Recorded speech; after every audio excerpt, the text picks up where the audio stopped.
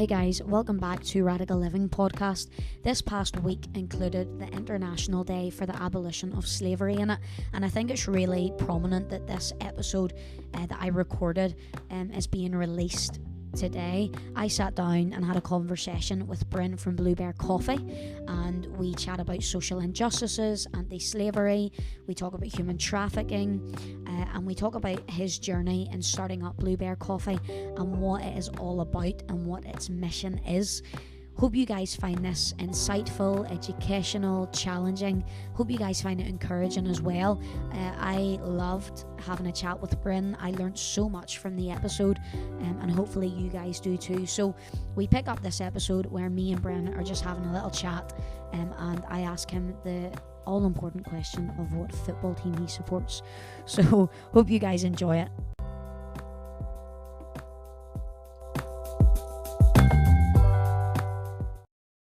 Oh, Jessica, you presume in that question that I have any interest in football is it whatsoever. rugby? You know what? Is it... Well, just my family are a big Spurs supporting family, so that would probably be the team I would say. Since I've been to White Hart Lane numerous times to watch Tottenham play, but I don't really follow them. They had a great result this week. They had a great result this weekend. Yeah, and I am going to say I am a big Arsenal fan. Oh, I couldn't have picked a worse team. So you couldn't have picked a worse team, but it's okay. I'll forgive you. It's fine. You are a gracious woman. Thank you. No, just something I'm really interested in, just about you. I was kind of just doing a little bit of research on the blog and different things that you've been writing and just sharing information on. But have you always loved traveling? And if so, could you name some places you've been to? Yeah, I have. You know, I got one of those maps for Christmas once where you scratch off the countries that you've been to. Yes. I haven't put it up because it actually looks terrible on the wall, but I have got one and I have scratched a few countries off. Oh, you cover so it yeah, in. I you know, so it's like a scratch card. So it has that sort of gold leaf. Cool. And then you scratch that off to the countries to, that like, you've been to. Ah, brilliant. Correct. So you can record and sort of show off where you've been to. I've done a bit of traveling. It's mainly around North, Central, and South America.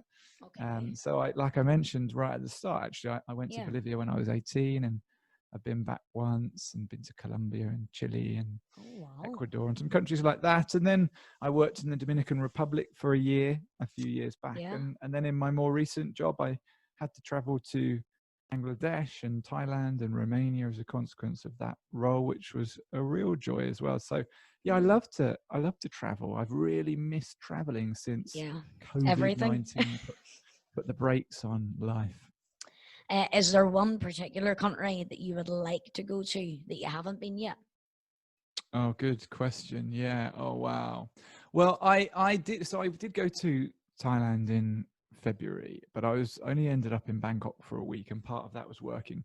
And I really feel like my time there was just far too brief. I would love to go back and see more of Thailand, and I've got to know some charities in that area and in Cambodia too. So yes, I would love, I think if I could take a flight tomorrow, I'd love to go back out there and spend some time in Southeast Asia. Yeah, good country to pick. But you're quite the traveler, so. Yeah, well, I wish I could call myself that. At the moment, it feels, I feel very domesticated. Yeah. Have you always been aware of injustice? Like, was that something you were always aware of? Yeah, I think possibly more sensitive to that issue.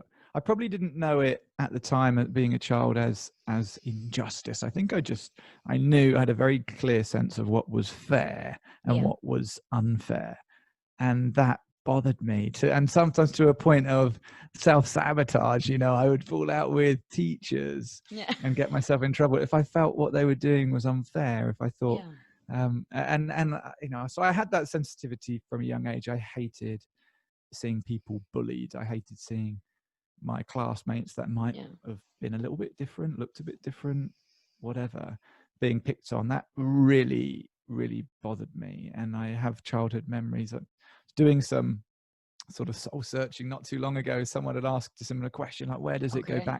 go back to for you? And I thought of it being a recent thing, but actually I mean, I was a blessed, loved child from my parents were both school teachers. I lived in a middle class town in East Sussex. I was protected and loved, but I always was very conscious of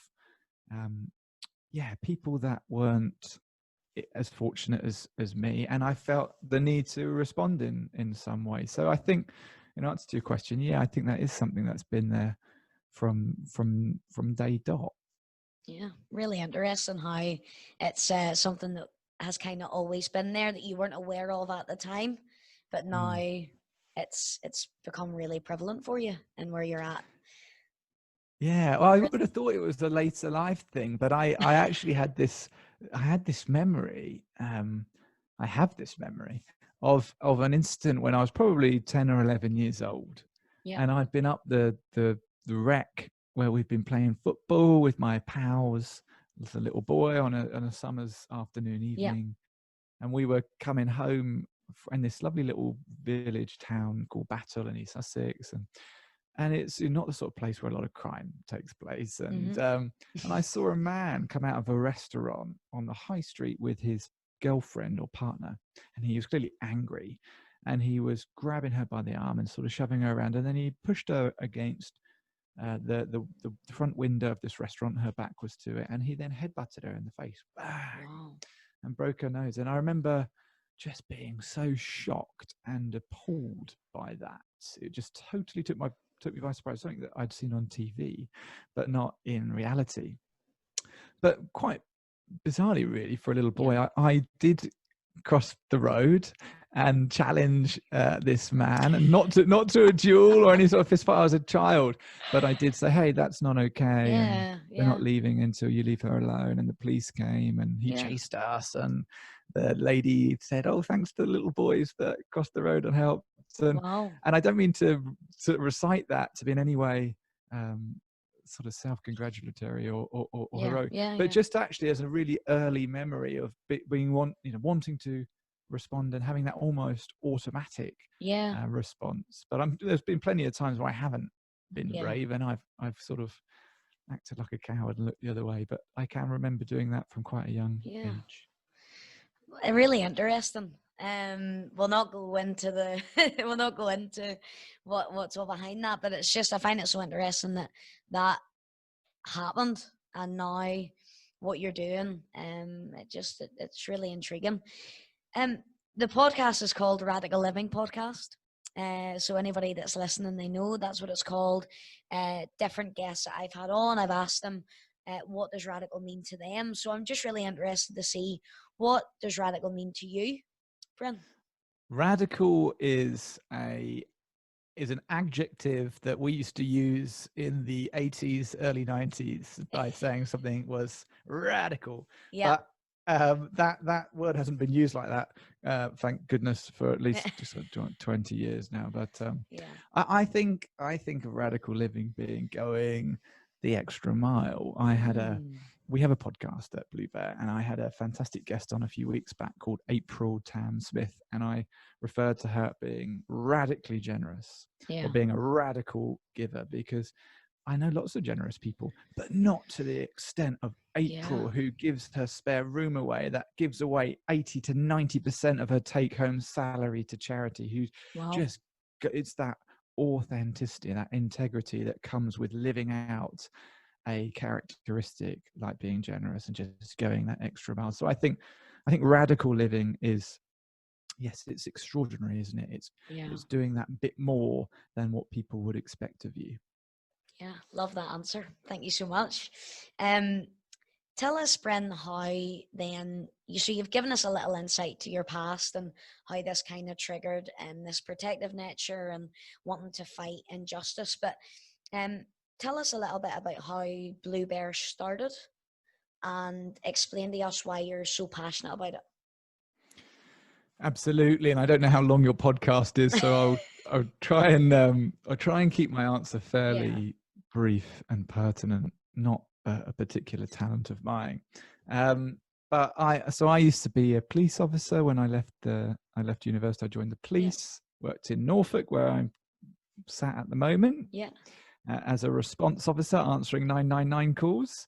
And yeah, I enjoyed it. And then I transferred to the Met, wanted to sort of accelerate my career, Yeah. and work as a surveillance officer in East London, going after nasty criminals in plain clothes, following them around, getting evidence of what they're up to. And that was hard, actually. That was really, really, really stressful, very, very long hours.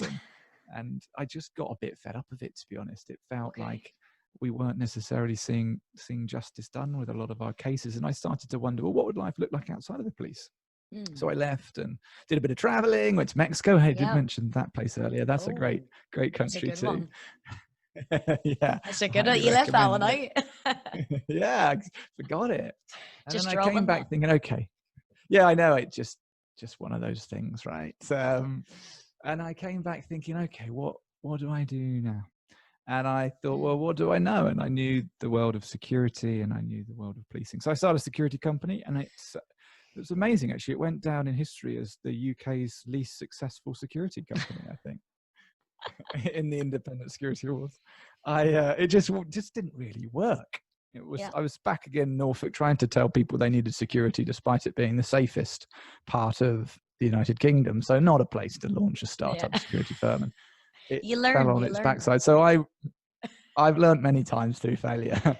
And I moved back to London and ended up working as a bodyguard. So I worked as a bodyguard for the next 4 or 5 years, which was remarkable for the high net worth community over the world, some characters from it. And it was such a privilege to sort of peek behind the curtain of the 0.001%. And it was great. And, I don't deny that, but it was a long shot from fulfilling any sort of call of my life to pursue justice. And after a few years of that lifestyle, I just felt that I wanted to get back on track. I wanted to be able to protect people that couldn't afford to pay handsomely for their protection. What about those people that had nobody to protect them? And so I left that world behind, and I volunteered for a year for an amazing organization called International Justice Mission. You can probably tell by the name of that organization where it's headquartered. It's American, and we love them for it. But they also work in, I think, 16, 17 different countries around the world. They're actually the largest anti-slavery agency in the world. Been around 20 something years, and they're doing a fabulous job. So I decided to volunteer. I didn't even apply for a job, and I thought, well, what if I could actually just give you a year of my time? And I got sent to the Dominican Republic for my sins. I mean, there are definitely harder places to go for a year. My sort of peer, there was only 2 investigators that year that were hired to support existing investigation teams. It was me and my friend, and he got sent to Calcutta, and I ended up in the Caribbean. So I kind of felt that when that coin was flipped, the Lord was on my side. I've never been so happy that I'd left my Spanish GCSE on my CV when I'd applied. I think that's what tipped the balance. But I ended up in the Dominican Republic working for IJM, doing a project that was investigating the commercial sexual exploitation of children on the island. So the Dominican Republic is a beautiful holiday resort. It's got white sandy beaches, turquoise seas. I've been. It's beautiful. Let me get. Did you go to Punta Cana? I did. Yep. There you go. Yeah. Typical. Yeah. I wish I was more. I wish I was more unpredictable than that. But hey. Yeah. Hey, well, I went myself a few times to sort of book myself a little weekend away. I needed it.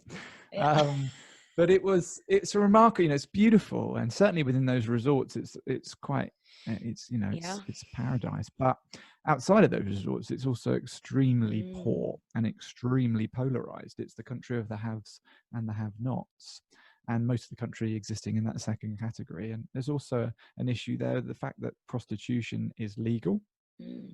And for many other complicated socioeconomic reasons, you can find a high percentage of children in the sex industry. And I hasten to say children working in the sex industry or working as prostitutes, because I do not believe that a child has the agency in their decision-making to identify themselves as a sex worker. There must be something that has gone wrong in their life to find them in that position, if not Yeah. someone is coercing them and exploiting them. So the project was to identify those children, identify people that were responsible for the exploitation and trafficking, and obviously respond with the full weight of the law with the local police and federal police and the anti-trafficking department. So I worked in support of that unit. My job, being a 6 foot tall ginger guy covered in tattoos, was not to be a surveillance officer, which is what I'd done in the Met. Yeah. It was to play the role of a tourist that was out in country, or maybe a worker, and that was looking to find someone to have sex with, and then try and reduce that age to a point that we could identify people trafficking children. And it was, remarkably difficult role to play, a remarkably difficult job to have, but also an incredible privilege to go to some really dark places where if we weren't there, well, then who is? If we're not looking there, then who is? And we obviously were able to release a number of children from positions of awful, unspeakable suffering, and one of them was a child that had been sold by her mother to people in the community. She was only 14 years old, and she'd been sexually abused since she was 7 by members of the family, and now her mum had realized she could actually earn some money if she sold the use of her child's body to people in the community. And it was a particularly sad case, and she was a particularly exceptional and brave young girl. And she gave a statement to one of the police officers, and as it was read out in the police station before we went on a rescue operation, it was just silence when we heard a little bit of her story. And so she was removed from that situation along with her little brother and sister. And my colleague who was driving her to the safe house turned to her and said, listen, you're probably not going to be going back home again. Do you want the guys to pick something up for you? What do you want us to collect? And the only item that she thought of asking for was her blue teddy bear. And then I got a picture of her sat in the back of this car, our car, with a ragdoll blue teddy bear on her lap. It wasn't like anything you would imagine as a teddy. It was just wasn't polished, held together, far from it. And so I, as a UC, as an undercover, you don't get the opportunity to kick down the door, sweep up the child, walk off feeling brilliant. That is not your job. Your job is collect evidence, give it to the police, and step back. Because if you do that, you expose yourself. You might ruin future investigations as a consequence. So you don't get that moment that you so long for to reveal that, hey, I'm not a bad guy. I'm doing this for you because I want you to be released from this situation. So I don't get that. But what we did get was I did get a photograph of her, and I thought, wow, it broke my heart. It stayed with me for a few weeks at a time. And I thought, oh, this isn't leaving me. And I went home for Christmas. And it just felt, that dichotomy of my safety in Norfolk with my family, the people that loved me, and this girl and her life. I thought, what can I do for that child and other children in that position that can help in some way? And I knew it might start as a tokenistic response, but I wanted there to be a response.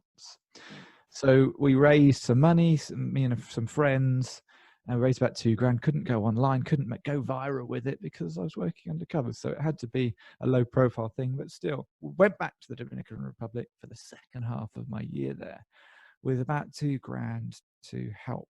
And I spoke to the aftercare department of the team out there and said, well, what can we do to help? So we went out and spent $500 on teddy bears, which was great. They're still being given out in the Dominican Republic now.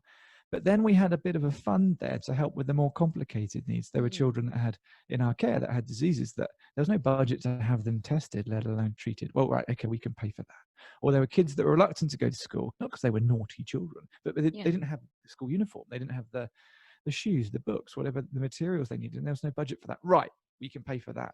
I think you imagine when a child enters the care of a charity, then their life's sorted. It's not.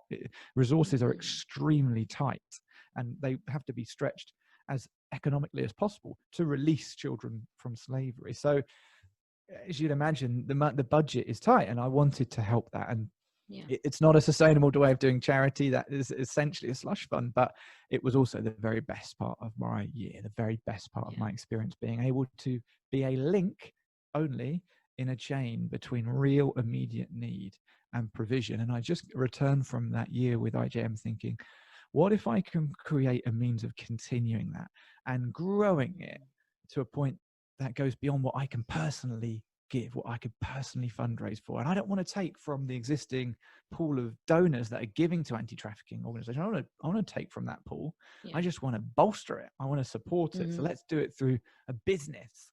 So that was the seed that started BlueBear Coffee. So we use our coffee business not just to raise awareness for these issues and the awareness for the amazing organizations in these places combating these issues, but also ideally, as the company grows, to be able to financially support them, be able to pay for investigation, pay for aftercare facilities, pay for projects. That is the whole purpose of BlueBear Coffee.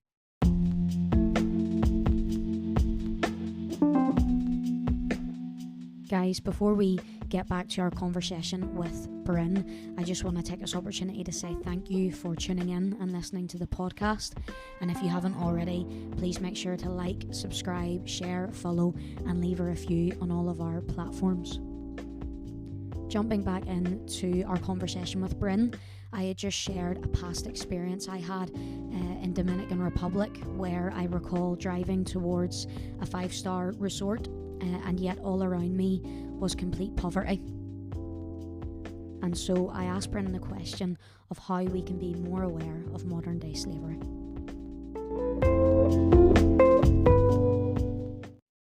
Human trafficking, and this is still happening. Modern day slavery is happening right now, but it's painted a little bit nicer. It's not that obvious. So how can we raise awareness or be more aware of this global issue that is right in front of our eyes, but we somehow fail to see it? Yeah, it's a great point to make, Jessica. Thank you. And I think you're absolutely right to identify that slavery exists on our doorstep. The last organization I was working for up to recently is an organization called Justice and Care. And they co-authored a report that came out a few months ago called It Still Happens Here. That was the title of the report, in which they estimated there was 100,000 people in the UK living in slavery. And that's still potentially an underestimate of the actual reality, and that was based on police data. So, and that's what we know about. So I think you're right to identify this is not a problem that exists over there. It is a problem that exists all around us. And the more switched on to it, the more aware of it, the more we want to develop our understanding of it, the more we're looking to spot the signs of slavery in our communities, the more we'll realize what such a large scale problem we have here.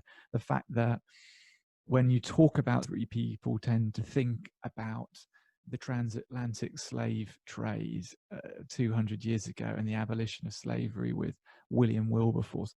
But actually the reality is, I mean, the estimate of global slavery is over 40 million people. There are higher numbers of slavery today than there ever was in our past. It's huge. And it is, like you mentioned, on our doorsteps. It's in our car washes, it's in our nail bars, it's in the unknown corners of your street that actually function as brothels. And this is where people are being trafficked and are being exploited, and sometimes to an extent that they're not even completely conscious that they are a victim of human trafficking. There are domestic cases that come to light fairly frequently now where people have been paid pennies who have been working for families as a domestic servant for years, without the understanding that's totally and utterly illegal, without control to leave that situation, without a passport. Well, that's trafficking. And so that it is all around us, and I'm glad you make that point. And we need to develop our feelers, our heat sensors to what it looks like, where it is, and what we can do about it. And I encourage people to if this is something that's on your heart, if this is something that bothers you, and it should, then develop your awareness, develop your eyesight for these issues, start responding. There are lots of ways of doing that. There is a modern slavery helpline that you can call to report anything you see that you think might be untoward, might be suspicious. It's okay if it's not a perfect example of slavery, but if it causes you to be suspicious, if you're going to get your nails painted and you see the girl that's painting your nails looks like she's incredibly fragile, she's malnourished, she's not in good condition. She might look that she might be showing signs of abuse in some way, physical abuse. There might be a mattress. You go to the toilet and you think that's a strange place. I think I can see behind that door what looks like a little mattress, and I wonder if someone's sleeping here. That's really, really interesting, and that would be interesting for the police to follow up on. So that's the sort of intelligence. Same when you go to car washes, or you see it in the agricultural. If you see conditions that don't look right, then I would encourage people to report that, because we can't respond without intelligence. Yeah, really just interesting insights there. And I think for most people, if we think about slavery, or we think about human trafficking, we think it has to be this big thing and it should be really obvious and in our face. But actually, it's happening all around us, and we need to be more. I think it's just a real wake-up call, and just for anybody that's listening to this, to be more alert and be more aware of our surroundings and of the places that we visit, maybe every day or we're in every few weeks, to just always just be alert to that, and not look the other way, as easy as that might be, and not ignore it or not be ignorant to it or oblivious to it, but actually ask ourselves that question: is that right? And if it doesn't add up, to get in touch with those helplines and do something about it. It's tricky, isn't it? Because people, it's in our nature not to be a nosy neighbor. No one wants to be a nosy neighbor. You certainly don't want a nosy neighbor, do you? But you've got to go against that. You've got to encourage people that if you're seeing a van turn up and collect people from down the road or in the flat above you early in the morning, dropping off late at night, or in the reverse, what is going on there? Like, why is that taking place? We need people to report these things. So I would encourage the same as you. Yeah. Just kind of moving on then to just another question I had. I don't know, Bryn, if you have a faith, does that motivate you in what you do? How does that motivate you? Yeah, I do. I do. Yeah, I have a faith. I consider myself incredibly fortunate to have a faith. Some of the places I've been, there's no way I could have explained that away without a belief in God, and a belief that He is ultimately in control, and His justice will be seen, if not in this world, then the next. And I think it is my motivator. And I felt when I left the police, I felt a bit scrambled and lost and wondered, well, hang about, God. I thought that's what your plan for my life was. I thought I was going to have a career in this institution, but here I am in Mexico, walking the beaches, going, hey, what am I supposed to do with my life? And actually, that was one of the few times in my life that I've felt a real connection with what I refer to as God. And I felt the Lord say, I just want you to love me. And that was His mandate for my life. And I don't have a huge, deep, profound philosophical mind, so I had to try and outwork that somehow. Okay, that's my mission, that's my mandate. How do I love you, God? And the way I see it is just loving the least. I love that part of the book of Matthew where it says, well, where you love the least, you're loving me. When you're visiting the prisoner, when you're caring for the orphans, caring for the malnourished, for the hungry, for the destitute, that when you're doing it to the least, you're doing it to me. So that, I think that is our mission. And I think as well, my belief is we all have certain sensitivities. I think we are beautifully different, and the way we're made, I believe we're completely unique. And we each have certain sensitivities, and we need to respond to them. Some of them will be homelessness. Some of them will be the environment. Some of them will be the blind. It will be disabilities. It will be education. And some of it might be issues of justice. And none of them have to be mutually exclusive. You don't just get one. But I do believe that there are certain sensitivities that we have. And because we all need to be following them up. We need to be responding to them. So I feel that as part of my faith, like, hey, what am I doing about this? I definitely don't want to reach them pearly gates if I make it up the steps. And the Lord say, hey, what did you do about this issue? I gave you a heart for people that were being trafficked. I gave you a big heart for people that were being abused, that were vulnerable to exploitation. What did you do with it? I ignored it. It was too uncomfortable. I looked away. mm, What a wasted life. So mm. I just want to, sort of look into it, look towards it. Yeah, I think it's a great motivator, and I just think, Jesus did that so well, and radically loving people, and like you said, loving the least, and just making time and for the not so privileged or the malnourished or the orphan or the widow, and just took time, and actually let them know that somebody cared. And I think that that's just beautiful, especially in what BlueBear Coffee is doing, and just trying to fund all of these organizations and just projects that are trying to make a difference. Because I just think that that's something that Jesus did so beautifully, and so radically, because it was frowned upon, it was uncomfortable, but yet he did it anyway, and that's what he asks us to do. So I love 100%. that, and it's a great motivator to have Yeah, in this. I love Um, that. yeah, just something that caught my eye about BlueBear Coffee, and I was reading through, just doing my research.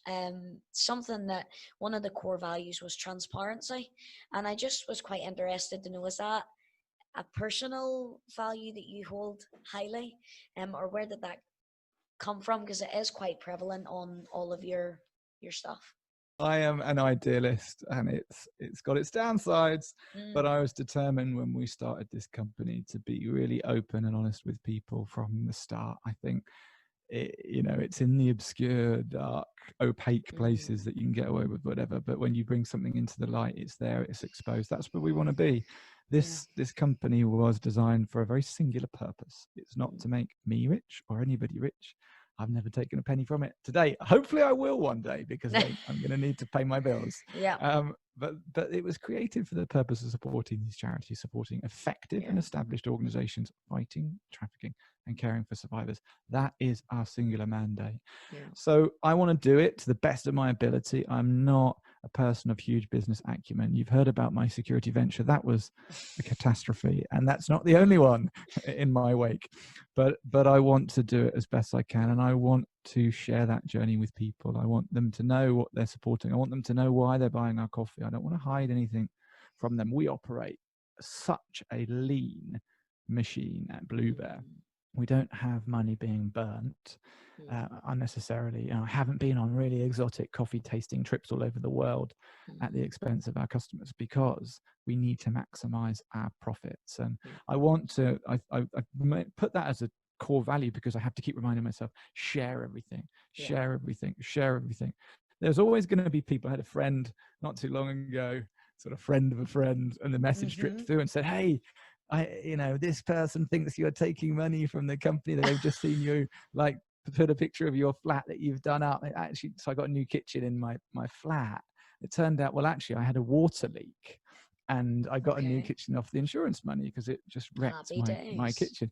But to someone, they thought he's Yeah. taking money from a Yeah. coffee You can't company. win.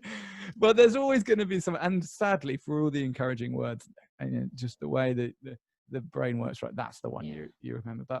But no, I want to be transparent. Like, I want people to ask us the difficult questions. Someone messaged the other day, hey, are your bags compostable? If not, why not? Well, thank you for asking. They're not. I want Yeah. them to be. We had a run of compostable bags, but for every one that we had, they had to chuck away 2 or 3, because the surface of these bags is really, really hard to print Yeah. on. So it's kind of like, so we're striving for it and we want to do it, but Well. also we've got to raise money. And if the Yeah. coffee compostable bag costs more than the coffee does, then it's not economically viable. So Yeah. we want to have that conversation. We want to be open, and we want people to Mm. know what's going on in the mechanics of BlueBear. Nothing is hidden. So that's, I want you to hold me to that if you're listening. So feel free to sort of ask us those questions, because I want to share it with you. There's nothing Yeah. that we shouldn't be trying to share, because this is a communal journey, and Yeah. I think people should understand what we're trying to achieve. And if there's a better way of doing it, then I want to know about it. Yeah, and if you don't ask, you don't know. So it's important, and I think that shows your transparency, Bryn, that you're open for those conversations. I mean, if somebody was like, no, no, no, don't ask me, I think there's you're like, there's maybe something there, but because you're willing to have that conversation, and I really admire that transparency, and I think that people in general admire transparency, even though you'll always have that one or that two that are maybe trying to catch you out as best they can. I think for everyone listening, being real and being transparent and being ourselves and discovering who that is, that's so so important. And to know what you believe in and to know what you stand for, but also just a word that you said there about being effective. I think in this life and in this culture, we can waste so much time and energy and on things that don't actually really matter when we look at it. And it's being effective with our time and being effective with our relationships and with people that maybe have the same passion as ourselves, and just try to make the world a little bit better. Bryn, 34 is not that old. Where did you get I the read one of your vlogs about dreaming big, and you get asked a question. But I just wanted to say it's not. You're still young. Don't worry. 34? Yeah. Thank you for affirming me. I feel And better just for letting that now. everybody to know that's listening how old you are. But don't worry. Yeah, 34 years young. Crazy, isn't it? I still, well, I would say I look in the mirror and think I'm 18. I don't look 18. I look far from it. I'm one of those 34 going on 44 looking guys, but I still feel like a child. But hey, that's all that matters. But just on that blog I read, it was talking about you were talking about dreaming big, and you kind of touched on that, what you hope BlueBear Coffee as a business will be able to contribute in the future and be able to fund and give back. And I love that that's your heart as well. You don't want the tech, you want to give, and that's so important in this culture and society and world at the minute, because it seems to be that everybody wants to tech, but actually we should be giving more of ourselves, more of our resources, and more of just our knowledge and understanding. But what would you say to anybody listening to this, Bryn, that is longing to make a difference and be radical? And you kind of touched on it, that there was a moment for you when you saw that ragged doll, and that just really spoke to you and challenged you. What would you say to somebody who maybe it's just there's something there and they haven't stepped into it just yet, but they want to?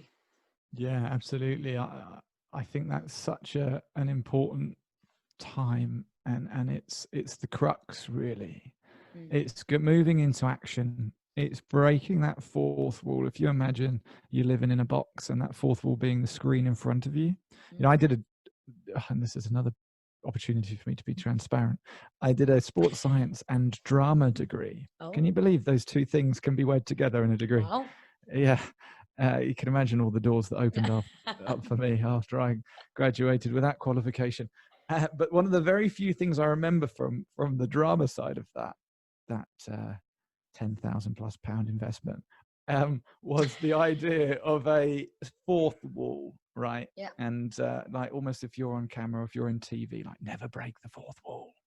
But actually, you need to break that fourth wall. You need to smash through that.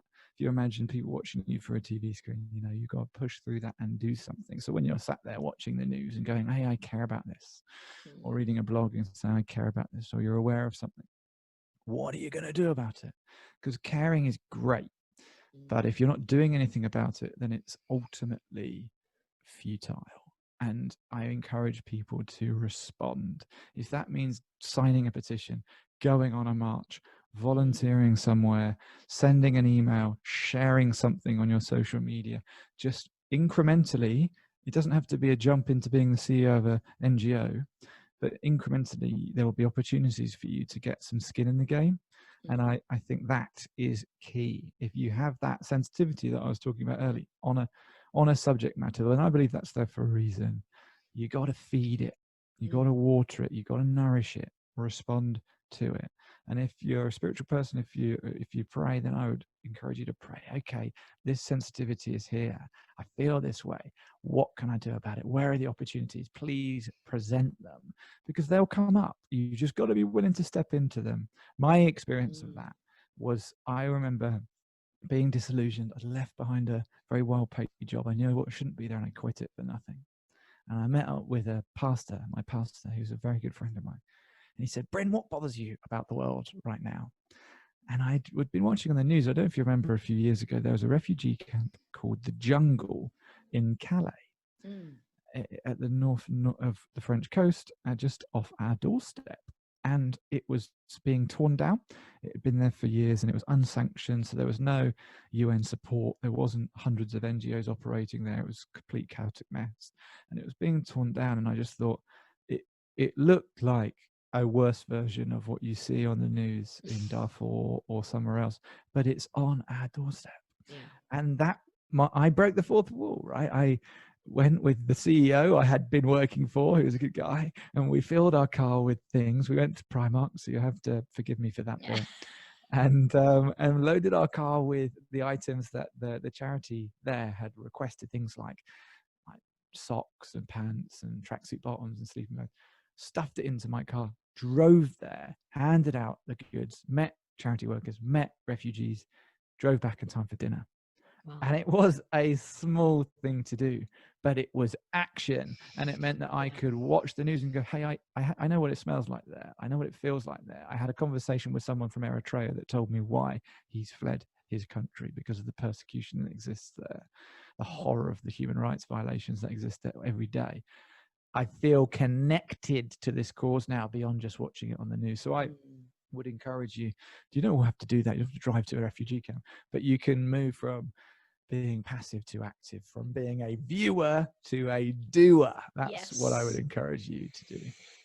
Great answer, Bryn. And I think just something that I've been just challenged on recently. I work in full-time ministry for an organization, Coaching for Christ, and just something that, faith is obviously a prevalent thing in my life, and something that has been really challenging me recently is that faith requires action. A lot of people, I feel, think faith, if you have a faith or you believe in God, that's safe. But actually, if you read through the same Bible that I read, it's faith requires action, and faith requires risk. Sometimes the risk doesn't always pay off, but we learn from it. But at least we took that step. And I think just what you're saying there, it's just keep moving forward, regardless of what's in the way. And you take a step forward, and then another step and another step, and that wall will come down, hopefully by the end of it. But you'll have done something. And what you said there, you won't just become a viewer of it, you'll become a doer of it. And I just think for anybody that's listening to that, whether you have a faith or whether you don't, it's be aware about these things and be willing, if it moves you, if it keeps you up at night, to do something about it. And to go back to what you described radical as, Bryn, is going that extra mile and being prepared to do it. Could you please share BlueBear Coffee's social media, just so people can be aware of it, can track what you're doing, can help fund BlueBear to then for you guys to fund others and make a difference? Absolutely. Thank you for this opportunity to plug bluebearcoffee.com. Oh, that was good. Yeah, buy some delicious coffee. My favorite one we've got on at the moment is from Panama. It's yummy, but they're all good. So you can buy coffee immediately. That enters you into the Bear Pack. You're one of us then as soon as you become a customer. But also, if you have an office, I mean, I doubt a lot of us are working from offices right now, but maybe you have coffee in your workplace, maybe you have coffee at your church, at your local coffee shop or restaurant, or your dad owns a pub or whatever. I always ask people, if it's in your life, then why isn't it BlueBear? If this is something that matters to you, the reason the company was founded is because coffee's everywhere. If you replace what you're using, I can promise you a great product. It's the very finest premium coffee out there. It's a competitive price, but better still, everything we can get at the end of the year. Now, here's to being transparent. We have costs. We got to pay for it to be roasted and bagged and shipped. We've got graphic designer to pay. We've got website fees to pay, but we maximize our opportunity at making a profit. And then we use that profit to give to organizations doing the good work. So, hey, take us into your workplace, take us into your lives, take us to your gym, introduce us to a potential customer, and then help yourself to some coffee too. And join us on social media. We're on BlueBear Coffee Co. If you at that on Twitter or Instagram, Facebook, you'll find us. Please follow us. Come say hi. It would be great to have more followers, and even more followers from Northern Ireland if that's possible. I would love that. We've got some great relationships forming with people in Northern Ireland, and Invisible Traffic I've got to know recently, and we've got some friends over there. So yes, please come and say hi.